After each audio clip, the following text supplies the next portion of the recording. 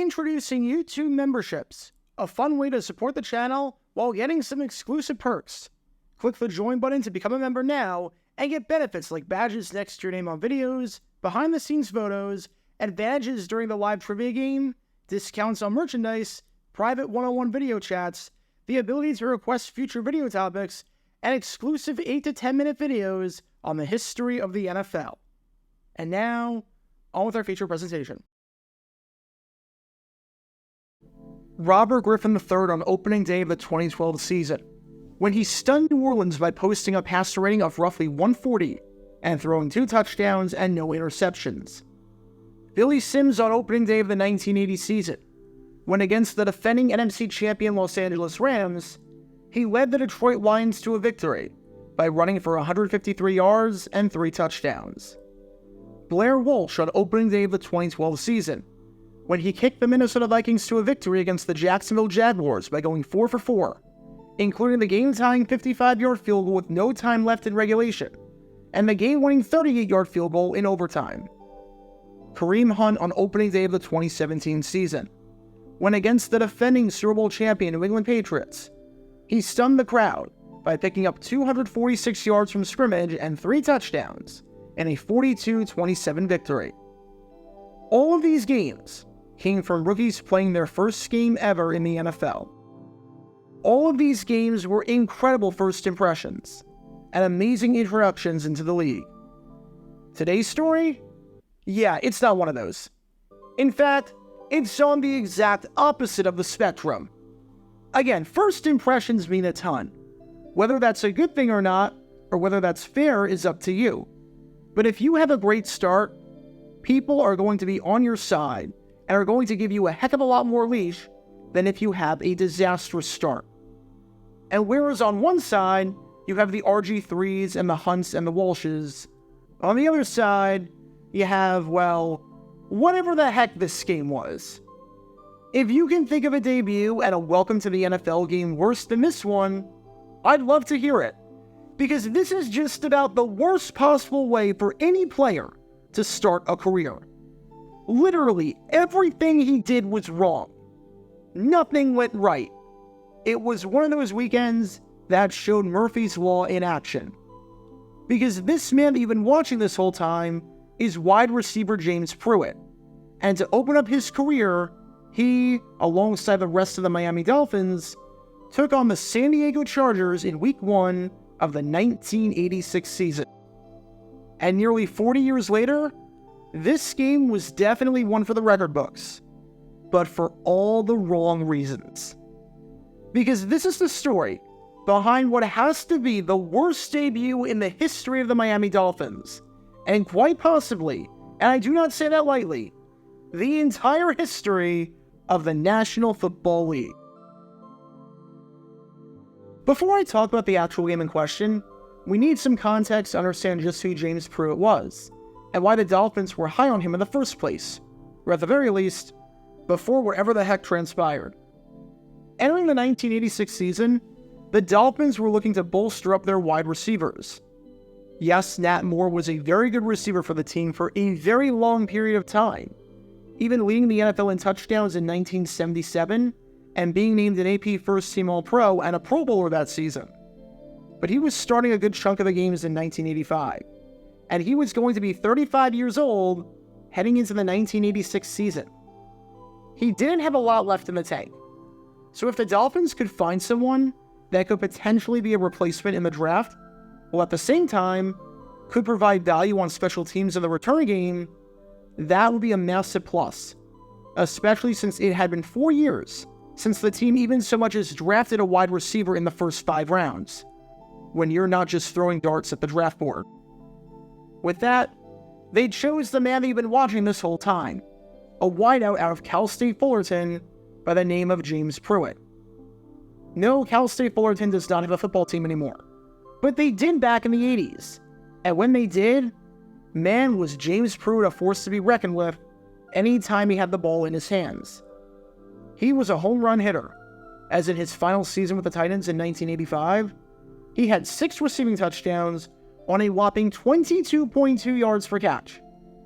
For some perspective on how good that was, His yards per catch average was not just the third best total in the conference, but was the seventh best total in the entire NCAA. Pruitt led the entire team that season in receptions, receiving yards, yards per catch, and touchdowns. Basically, the passing offense ran through him, and the Dolphins decided to take a chance on the explosive wideout by taking him in the 4th round of the 1986 NFL Draft with pick number 107.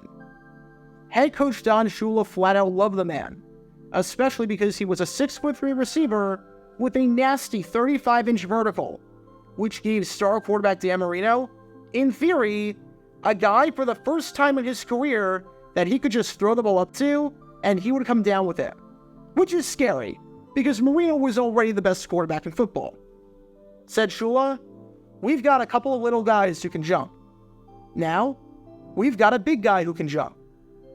And it seemed like a natural fit, because not only was Shula happy about having Pruitt on his team, but Pruitt was happy about joining the Dolphins, and was excited for the opportunity. He said, "I'll even punt if they want me to punt. I'm the prototype receiver. I'm not as fast as the little guys, but I can make the tough catch and still run pretty well. If you aren't drafted real high, the next best thing is going to a good team. I'm excited about playing for the Dolphins.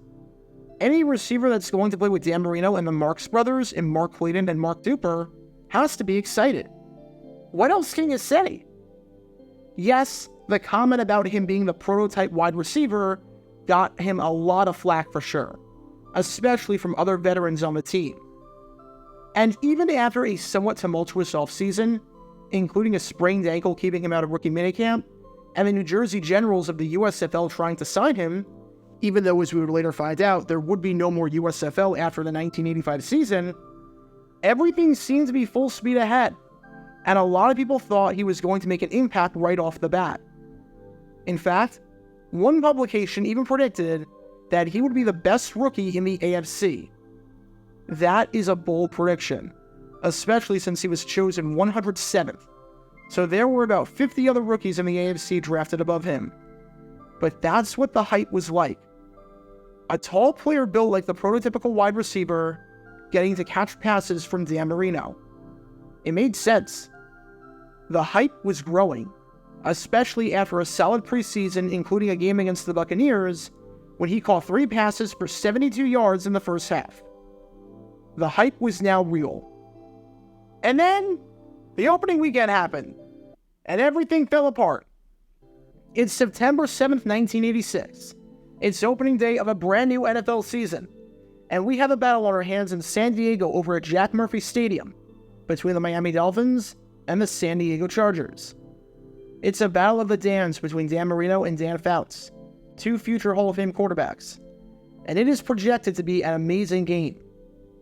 Obviously, the Dolphins and Chargers had their fair share of battles between each other throughout the 80s that were fun to watch, with 3 of the last 4 meetings between the teams, including the most recent one in 1984 and the epic in Miami during the 1981 divisional round, going into overtime.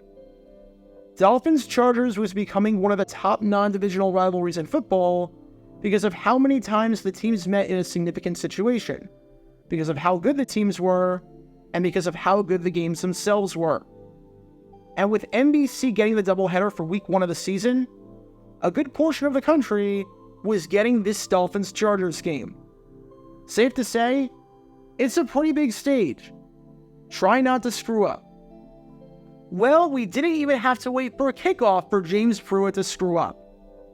Seeing as this game was in San Diego, obviously, the Dolphins had to fly out there, making an over 2,600-mile flight across the country to play. So it would be really bad if you, missed the team flight because you couldn't find the airport. But for James Pruitt, that's exactly what happened. Because when he was traveling to the airport on Saturday afternoon, he took the wrong exit to get there. As Pruitt said after driving down State Road 836 and missing the airport, "I just got the exits mixed up." Now look, we all make mistakes, and we all get lost from time to time, especially back in the 80s when there was no such thing as a GPS. But this is a particularly embarrassing mistake for a few reasons. Number 1, Obviously, you should be giving yourself as much time as possible to make it to the airport, especially for your first game. Rushing to make your flight is not the best idea in the world. And I know a bunch of dads in their 40s and 50s and 60s right now that are yelling at the screen at how Pruitt could miss his flight because he didn't arrive at the airport 5 hours beforehand. Number 2, it's not like if you miss the exit, there's not another place that you can get off for 50 miles and you're completely out of luck. It's an airport in a busy city. If you miss the exit, just take the next one and you add maybe 5 minutes to your commute? If this one singular mix-up was the reason you couldn't make your flight, then you definitely didn't give yourself enough time, because there are signs everywhere for miles when approaching an airport, even if you do miss an exit. And number 3, this wasn't Pruitt's first time at the airport, seeing as I'm assuming he drove himself down there for the team's 2 preseason games on the road, and I'm assuming he went there when he left Miami to talk to the New Jersey Generals in the USFL. Either way, this was quite the screw-up. The first game of your career, and you missed the flight. Said Pruitt, "The last thing I wanted to do was miss my first flight. I sprinted through the concourse, and when I got to the gate, the guy said, 'If you are Pruitt, you missed the plane.' I knew then I wouldn't be hearing any nice words from Coach Shula." Pruitt got fined $2,000 by the Dolphins for missing the flight. Understandably so.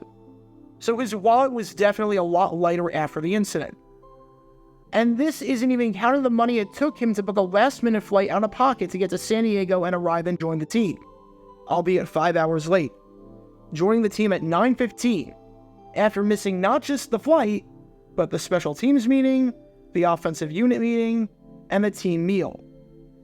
But maybe he can redeem himself during the actual game, right?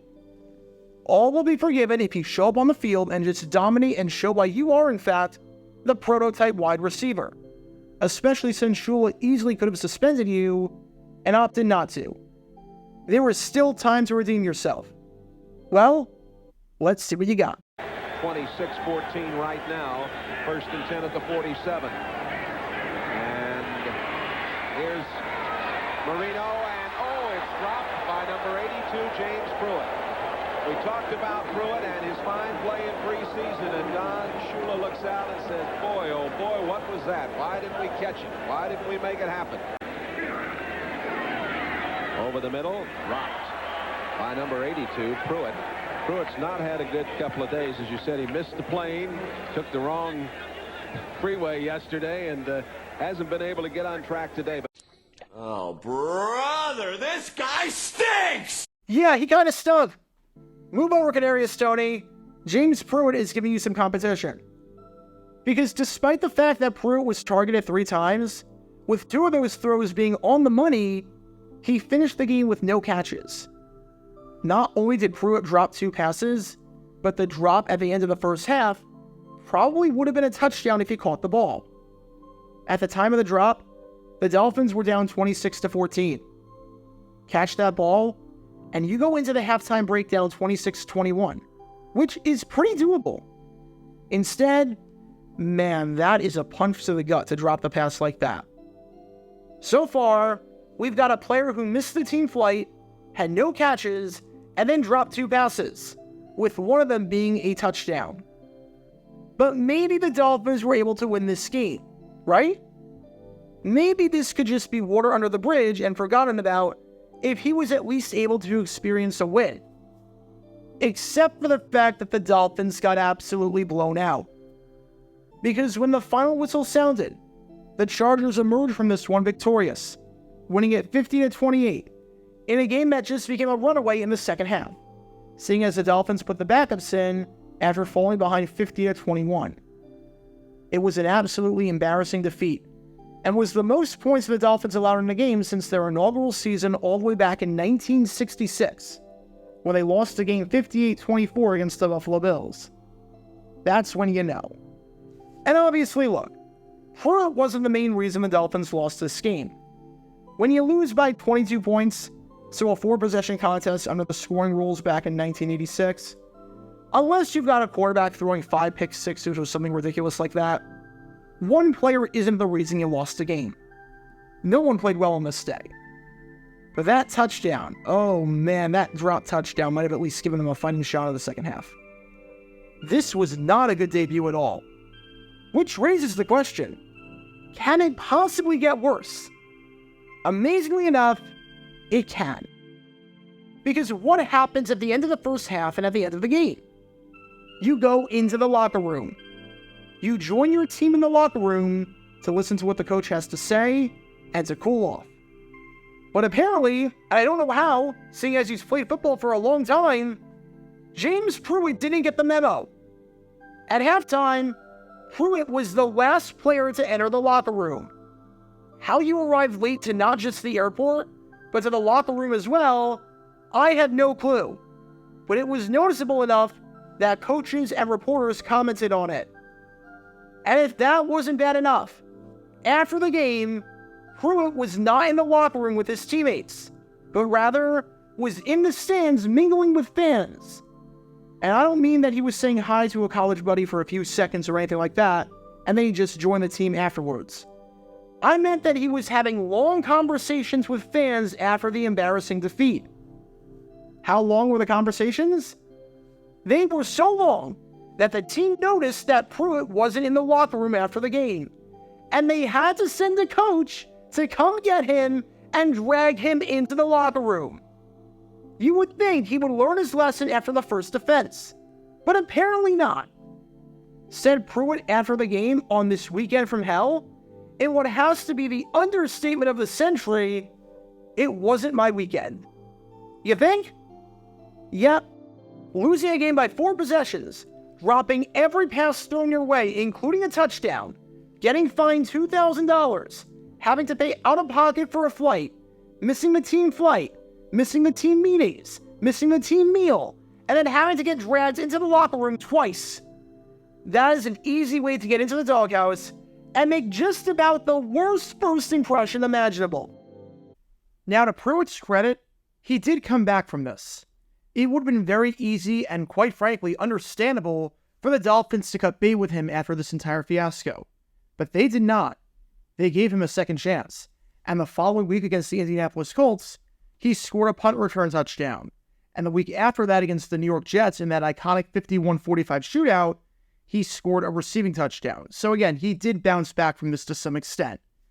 Pruitt played in the NFL all the way until 1991, recording over 1,000 yards receiving and 9 receiving touchdowns. So while he didn't do a whole lot, he at least made somewhat of another impression besides, well, whatever the heck happened in week 1.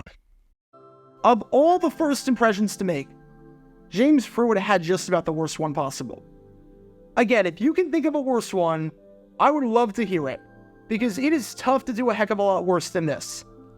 Missing the team flight, getting fined 4 figures, missing multiple team meetings, having to pay out-of-pocket last minute for a cross-country flight, losing the game, getting chewed out by the coaches for being late to the locker room twice, and dropping 2 passes, including a touchdown. Everything that went wrong during this 24-hour or so stretch did. Because on opening day of the 1986 season, on the opening day of his career, I think it's safe to say that James Pruitt blew it. Get your official Jaguar Gear 9 merchandise by going to jj9shop.com, and be sure to like and subscribe, as it really helps the channel out a lot. Join me every Wednesday night where we'll play NFL Trivia for cash prizes at 9 p.m. Eastern over on Twitch. To learn more about the history of college football, subscribe to Jaguar Gator 8. To learn more about the history of Major League Baseball, subscribe to Jaguar Gator 7. Also, special thanks to all of our Patreon supporters for helping out the channel. Your support is greatly appreciated. See how you can become a patron and request future video topics in the description below.